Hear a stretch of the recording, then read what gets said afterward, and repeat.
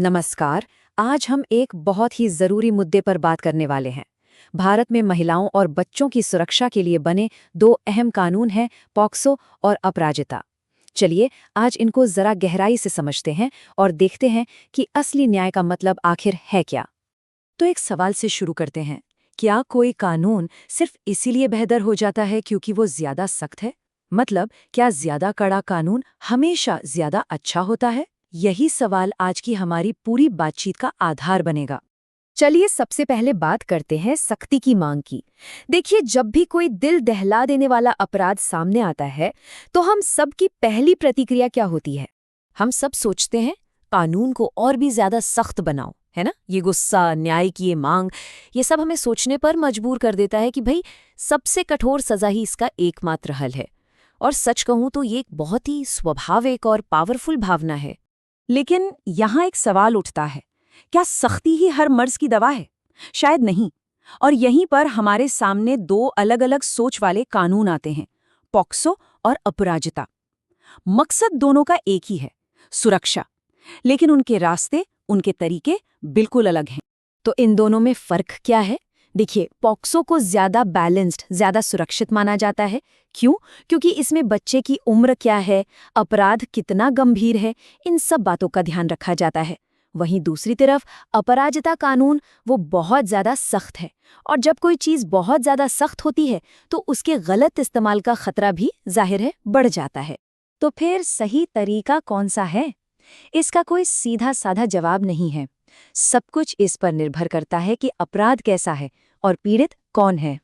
जैसे अगर बात बच्चों की सुरक्षा की हो तो पीओएसयू का जो बैलेंस्ड अप्रोच है उसे सबसे सही माना जाता है।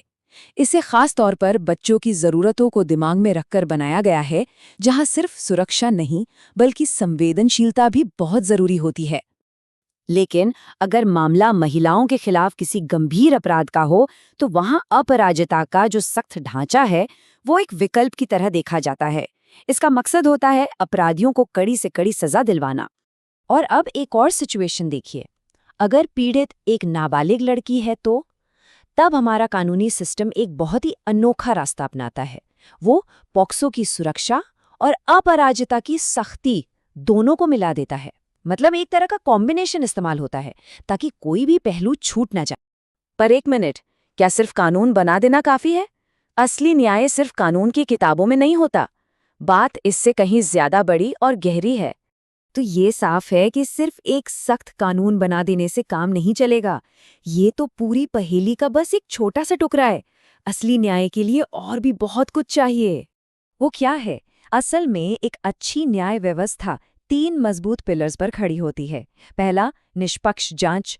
दूसरा, तेज ट्रायल, मतलब सुनवाई में देरी ना हो। और तीसरा, सजा सबूतों के आधार पर दी जाए। अगर ये 3 चीजें नहीं हैं तो कोई भी कानून, चाहे वो कितना भी सख्त क्यों ना हो, अधूरा ही रहेगा। और हाँ, एक और चीज, सिस्टम में कुछ सेफगार्ड्स, कुछ चेक और बैलेंसेस का होना भी उतना ही जरूरी है। आखिर क्यों? ताकि इन ताकतवर कानूनों का गलत इस्तेमाल करके किसी बेगुनाह को ना फंसाया जा सके। ये एक बहुत ही नाजुक बैलेंस है जिसे बनाए रखना होता है। चलिए अब इन सब बारीकियों से थोड़ा ऊपर उठकर न्याय की असली नींव को समझते हैं। तो आखिर में इन सब बातों का सार क्या निकलता है? वो कौन सा एक बेसिक प्रिंसिपल है जो हर कानून को रास्ता दिखाए? वो प्रिंसिपल ये है, न्याय डर से नहीं निष्पक्षता से चलता है। कितना पावरफुल विचार है ना? न्याय का मकसद समाज में डर फैलाना नहीं है, बल्कि एक ऐसा सिस्टम बनाना है जिस पर लोग भरोसा कर सकें, जो सही और गलत में साफ साफ फर्क कर सकें। और आखिर में ये एक लाइन है जो इस पूरी चर्चा का निचोड़ है, सही कानून वही है जो पीड़ित को बचाए और बेगुनाह को ना फंसाए। मतलब एक अच्छे कानून के 2 मकसद होते हैं। पहला, पीड़ित को पूरी सुरक्षा और न्याय देना, और दूसरा, ये पक्का करना कि इसकी आड़ में कोई बेगुनाह ना फंस जाए। सच पूछिए तो असली न्याय का सार यही है।